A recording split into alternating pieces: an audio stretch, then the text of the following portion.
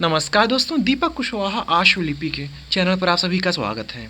और आज के इस वीडियो में बात करूंगा उत्तर प्रदेश पुलिस विभाग से आई हुई शानदार भर्ती के विज्ञापन के बारे में, जो कि पद है कंप्यूटर ऑपरेटर का। ठीक, तो काफ़ी अच्छे खासे पदों पर यह भर्ती आई है। पिछली बार की तुलना में इस बार पद काफ़ी अच्छे खासे हैं। तो इसकी योग्यता क्या है, यानी कि कौन कौन लोग इसके लिए आवेदन कर सकते हैं, योग्य हैं। ठीक, आयु सीमा क्या रखी गई है, इसका जो परीक्षा पाठ्यक्रम है विस्तार से वो क्या है, और टाइपिंग फ़ॉन्ट क्या है, और सबसे खास बात यह है कि कंप्यूटर में क्या कुछ प्रमाण पत्र मांगा गया है, तो उसके बारे में भी हम लोग विधिवत से आज की इस वीडियो में समझ लेंगे। टाइपिंग फ़ॉन्ट क्या रहने वाला है, स्पीड कितनी मांगी गई है, और ये कि सबसे खास इसका जो पाठ्यक्रम है तो उसका कुछ एक खास तरीके का मानक है, जो उस मानक में आएगा वही फिर इसके लिए अगले चरण की परीक्षा के लिए बुलाया जाएगा, यानी कि पास घोषित किया जाएगा। तो क्या कुछ सारी बातें हैं आज की इस वीडियो में हम लोग अच्छे से समझेंगे। तो आप लोग वीडियो को पूरी ज़रूर देखिएगा, और जिन भी लोगों ने अभी तक चैनल को सब्सक्राइब ना किया हो तो पहले से सभी जन चैनल को सब्सक्राइब जरूर कर लें, कहे से कि ज़्यादा ज़रूरी है। ठीक, आगे बढ़ने से पहले आप सभी के लिए एक ज़रूरी जानकारी है। आप सभी टेक्स्ट बुक से परिचित ही हैं, तो टेक्स्ट बुक आप सभी के लिए इसी 28 दिसंबर को खास तरीके का ऑफ़र लेकर के आ रहा है, पैसा वसूल सेल के नाम से। और इस ऑफ़र की खासियत यह है कि अगर आप रात को 12 से 1 बजे के बीच, ध्यान समझिएगा, 28 दिसंबर की रात को 12 से 1 बजे के बीच अगर आप इनका ये ऑफ़र लेते हैं टेक्स्ट बुक पास प्रो, तो आपको 1 साल के साथ साथ एक अतिरिक्त साल का छूट या कह लीजिए ऑफ़र मिल जाएगा। कहने मतलब कि आपको उसी 12 से 1 के बीच में ही ऑफ़र लेना है, तो आपको 2 साल तक के लिए एक्सेस मिल जाएगा सभी तरीके के मॉक टेस्ट में। ठीक है, और इससे सस्ता, इससे बेहतर और आसान और कहीं कुछ भी नहीं है फिर आपके लिए। यह आपके स्क्रीन पर एक मेरा कूपन कोड है। अगर आपको इनके इस 299 के ऑफ़र में और कुछ छूट चाहिए तो आप DKS कैपिटल लेटर में इस कूपन कोड का इस्तेमाल करिएगा, तो आपको अधिकतम से अधिकतम छूट मिल जाएगी। तो कुल मिलाकर के आपको इसी रात को 12 से 1 बजे के बीच में ही इस ऑफ़र को लेना है, ताकि आपकी जो वैलिडिटी हो जाए सभी तरीके के मॉक टेस्टों की, वो 2 साल हो जाए। इसमें आपका ही फ़ायदा है। तो टेक्स्ट बुक में यह है कि आप किसी भी परीक्षा की तैयारी करते हो, चाहे SSC हो, रेलवे, कोई बैंक हो, या अपने उत्तर प्रदेश की बात कर लें UP PSC, UP SSSC, ASC, ठीक है, तो पूरे भारत देश की जितनी भी परीक्षाएं हैं, सरकारी में बता रहा हूँ, हर तरीके की परीक्षाओं के लिए आपको इनके ऐप पर मॉक टेस्ट मिल जाएगा। तो इस ऑफ़र का आप लोग लाभ उठाइए रात को 12 से 1 बजे तक, ताकि आपकी जो वैलिडिटी है वो 2 साल के लिए हो जाए, और शानदार तरीके से टेक्स्ट बुक ऐप पर आप लोग मॉक टेस्ट लगाइए। ठीक, तो अब आइए आते हैं हम लोग अपने असली वीडियो पर। अभी तक जैसे कि नकली चल रहा था सब कुछ, खैर, तो इसका जो विज्ञापन था वो 16 दिसंबर को ही जारी हो चुका था। ठीक है, ग्रेड पे की बात कर लूँ तो 2400 ग्रेड पे की नौकरी है, और पद का नाम देखिए, उत्तर प्रदेश पुलिस में कंप्यूटर ऑपरेटर ग्रेड A है। ठीक है, पदों की कुल संख्या है 1352, जो कि पिछली बार लगभग 900 के आसपास भर्ती आई थी। ठीक है, तो इस बार पदों की संख्या अच्छी खासी है। तो अनारक्षित वालों के लिए कुल 545 पद है, EWS वालों के लिए 134, अन्य पिछड़ा वर्ग 364, अनुसूचित जाति 283, तो वहीं अनुसूचित जनजाति के लिए 26 पद है। तो कुल 1352 पदों पर यह भर्ती है। ठीक है, ग्रेड पे तो बता ही चुका हूँ 2400 है, यानी कि लेवल 4 की ये भर्ती है। ठीक है, और इसके लिए महिला और पुरुष दोनों ही तरीके के अभ्यर्थी पात्र हैं। ठीक है, ये क्या लिखा है कि परीक्षा के पूर्व किसी भी समय रिक्तियों की संख्या परिवर्तित की जा सकती है, भर्ती किसी भी समय या भर्ती के किसी स्तर पर बिना कोई कारण बताए निरस्त की जा सकती है। ये तो गुंडाई हो गई फिर। खैर, इसके लिए जो ऑनलाइन आवेदन होना है वो 16 दिसंबर से शुरू हो चुका है। आवेदन की जो अंतिम तिथि रखी गई है वो है 15 जनवरी 2026। तो कुल 1 महीने का समय है आपके पास आवेदन करने के लिए। ठीक है, फिर यह है कि शुल्क जो जमा करना है उसके लिए और आपको 3 दिन की छूट मिल जा रही है 18 जनवरी तक। तो फॉर्म भरने की जो तारीख है जो आखिरी 15 जनवरी है, लेकिन पैसा जमा करने की जो आखिरी तारीख है वो है 18 जनवरी। ठीक है, फाइनल जो सबमिट है ये चीज़ हो गया। तो ये चीज़ हो गई। इसके लिए आवेदन केवल वही लोग कर सकते हैं जो OTR किया हो। तो पुलिस विभाग भी OTR करवा रहा है, तो आप लोग पहले इनकी वेबसाइट पर जाइए, वहाँ से OTR भर दीजिए, फिर आप इस पद के लिए आवेदन कर सकेंगे। आवेदन शुल्क की बात करूं तो 500 रुपया लिया जा रहा है सामान्य EWS अन्य पिछड़ा वर्ग के अभ्यर्थियों से। ठीक है, तो वहीं अनुसूचित जाति जनजाति से जो इसके अभ्यर्थी हैं तो 400 रुपया लिया जा रहा है। ये हो गया। इसकी योग्यता ये समझ लेते हैं। अब इनका ये कहना है कि मान्यता प्राप्त बोर्ड से इंटरमीडिएट परीक्षा भौतिक शास्त्र और गणित विषयों के साथ उत्तीर्ण होना आवश्यक है। इसके लिए काफ़ी लोगों में रोष भी है कि ये क्या है, गणित और भौतिक विज्ञान ही क्यों लेते हैं, बाकी विषय वालों को भी लें जैसे कि बायो से जो हैं। तब उसके लिए यही था कि या तो आप लोग वहाँ जा कर के अपनी बात रखिए, प्रदर्शन वगैरह करिए, जो कुछ भी है। अब विज्ञापन जारी हो गया, अब तो संभव नहीं कुछ हो पाए। अब बात यह भी कि इनको जब लोग मिल जा रहे हैं तो फिर उसमें संशोधन क्यों करेंगे ना। तो जिनको ऐसा कुछ लगता है तो एक बार आप लोग भर्ती बोर्ड अपना जाइए, संगठन बनाकर कुछ बातचीत करिए, उनसे वहाँ पर अपनी बात रखिए, तो ही कुछ वहाँ से जैसा भी होगा तो पता चल सकता है। फिलहाल विज्ञापन की शर्त यही है कि आपको कक्षा 12 में गणित और भौतिक विज्ञान विषय होना अनिवार्य है, ठीक है। तो ये दो विषय आपका कक्षा 12 में है तो ही आप इसके लिए योग्य हैं। और करके दिया हुआ है अथवा नहीं, मतलब कि कक्षा 12 तो पास हो ही, भौतिक विज्ञान के साथ साथ गणित होना चाहिए विषय। और करके ये है कि भारत सरकार के मतलब कि ओ लेवल का अगर आपके पास डोएग या फिर नीलिट से हो, ठीक है, ओ लेवल का प्रमाण पत्र हो कंप्यूटर में, तो आप योग्य हैं। अब जिनके पास ओ लेवल ना हो तो अभी बाद में बात करूंगा, आखिरी में दिखा दूंगा आपको लिस्ट पूरी, तो उसमें से अगर आपके पास कंप्यूटर का कोई प्रमाण पत्र हो तो फिर आप योग्य हैं, इसके लिए आवेदन कर सकते हैं, ठीक है। तो कक्षा 12 में गणित और भौतिक विज्ञान आपका ये विषय होना चाहिए, और साथ ही साथ कंप्यूटर का 1 वर्षीय कोई पाठ्यक्रम, ओ लेवल हो तो अच्छी बात है, ना हो तो समकक्ष में तमाम चीज़ें हैं, अभी वो सारी चीज़ें हो जाएंगी, ठीक है। इसके अलावा अब ये है कि वो तो कक्षा 12 अनिवार्य है, अब फिर ये कंप्यूटर का है जो मांगा है। अगर ये कंप्यूटर वाला ना ओ लेवल आपके पास हो, ना आपके पास कुछ उसके समकक्ष में जो चीज़ें हैं कंप्यूटर के जो और प्रमाण पत्र हों वो ना हो आपके पास, तो अगर इसके अलावा आपके पास ये हो कि प्राविधिक शिक्षा परिषद उत्तर प्रदेश से कंप्यूटर अभियंत्रण, सूचना प्रौद्योगिकी या इलेक्ट्रॉनिक्स अभियंत्रण में डिप्लोमा या सरकार द्वारा उसके समकक्ष मान्यता प्राप्त कोई अर्हता, तो ये 2 चीज़ें हैं।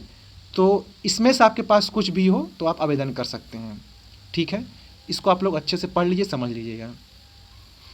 और अपीयरिंग वाले लोग बिल्कुल भी इसके लिए योग्य नहीं हैं, जो अंतिम साल में है, कहने मतलब कि आवेदन की अंतिम तिथि तक आपके पास रिजल्ट, डिग्री सब कुछ हो जाना चाहिए। जो अपीयर्ड हैं, अपीयरिंग चल रहे हैं, ऐसे लोग बिल्कुल भी योग्य नहीं है, इसके लिए आवेदन नहीं कर सकते हैं, ठीक है।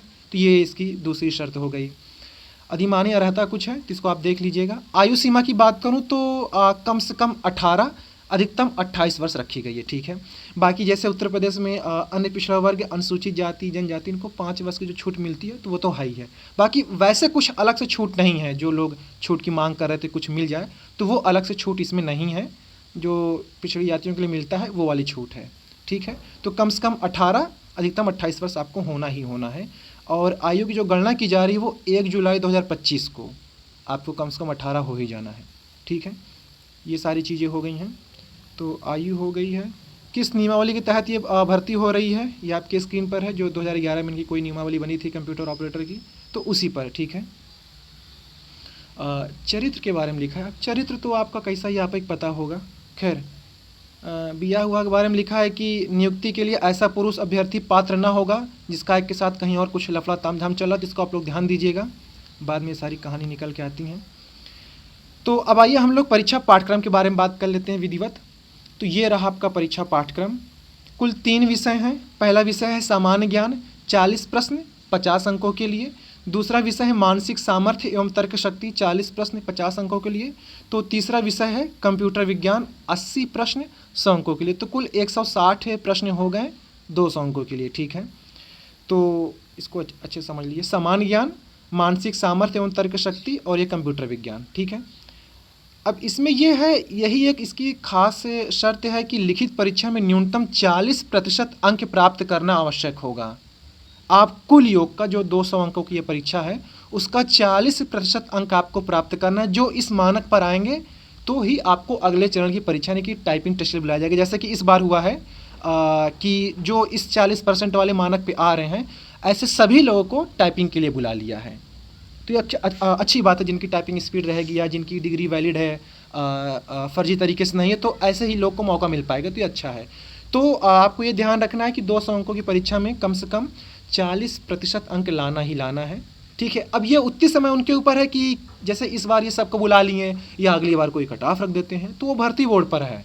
जैसे इस बार ये है कि SI स्टेनो, ASI क्लर्क या कंप्यूटर ऑपरेटर में सभी को बुला लिए हैं। जो पिछली भर्तियाँ आई थी उसके आधार पर सभी को बुला लिया गया है कि जो इस 40% वाले मानक पे आ रहा है। तो इसका आप लोग ध्यान दीजिएगा, ठीक। परीक्षा आपकी ऑफलाइन होगी, गोला करना है, 4 ठो रहेगा, जो सही हो ये हो गया, ठीक है। एक से अधिक पालियों में हो सकती है, तो उसके लिए नॉर्मलाइजेशन वगैरह होगा, ये सारी चीज़ें हैं। 2 घंटे की आपकी परीक्षा है, 160 प्रश्न होंगे और किसी भी प्रकार का ऋणात्मक अंकन नहीं है इसमें, ठीक है, निगेटिव मार्किंग नहीं है, ठीक। तो ये सारी चीज़ें हो गई हैं और आपको क्या बताना है इसमें, हाँ, फिर टाइपिंग के बारे में समझ लीजिए, ये भी ज़रूरी है। कंप्यूटर टाइपिंग परीक्षा आपकी अर्हकारी प्रकृति की होगी। कंप्यूटर टंकण की हिंदी में जो गति होनी चाहिए वो न्यूनतम 25 शब्द की गति होनी चाहिए और अंग्रेजी में जो आपकी गति होनी चाहिए वो 30 शब्द प्रति मिनट की। जो टाइपिंग फॉन्ट आपको मिलेगा वो केवल और केवल इन स्क्रिप्ट फॉन्ट। अब आप उसी को इन स्क्रिप्ट कह लो, देवनागरी इन स्क्रिप्ट या मंगल इन स्क्रिप्ट, सब एक ही है, ठीक है, यही आपको मिलेगा। तो हिंदी में 25 की स्पीड होनी चाहिए, अंग्रेजी में 30 की।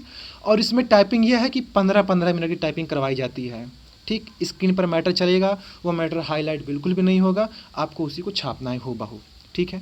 तो टाइपिंग वुपिंग आप लोग करते रहिए। जो क्रुति देव पे थे, अगर इसी विभाग में आना तो आपको फिर इन स्क्रिप्ट फॉन्ट करना पड़ेगा टाइपिंग, तो आप लोग इसको देख सकते हैं, ठीक है। ये सारी चीज़ें हो गई और इसके लिए एक चीज़ ये है कि कोई भी लंबाई वगैरह नहीं मांगा है, ऐसा कुछ नहीं है, ठीक है। तो ये इसमें खैर ठीक है, कुछ ऐसा तामझाम नहीं है। ये रही छूट की बात की जो अनुसूचित जाति है उनको 5 वर्ष, अनुसूचित जनजाति, अन्य पिछड़ा वर्ग इनको 5 वर्ष की छूट मिल रही है।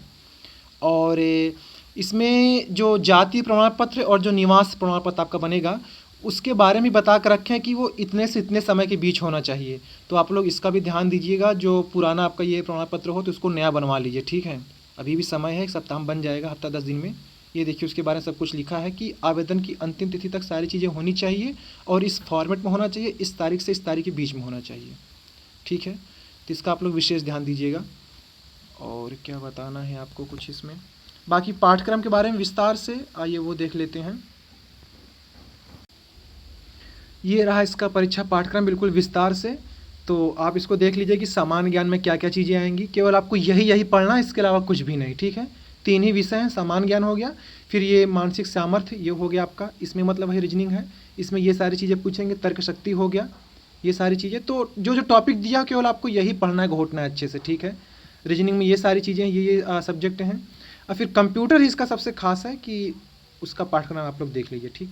इसी का थोड़ा ये है कि 80 प्रश्न हैं, तो ये कठिन भी है, उतना आसान नहीं। कंप्यूटर ऑपरेटर का पद है तो जाहिर सी बात है अब प्रश्न भी उसी स्तर के होंगे, तो थोड़ा स्तर इसका कठिन ही है, ठीक है। तो जो टॉपिक है केवल आप वही पढ़िए, ठीक, इसके अलावा आपको कुछ नहीं पढ़ना है।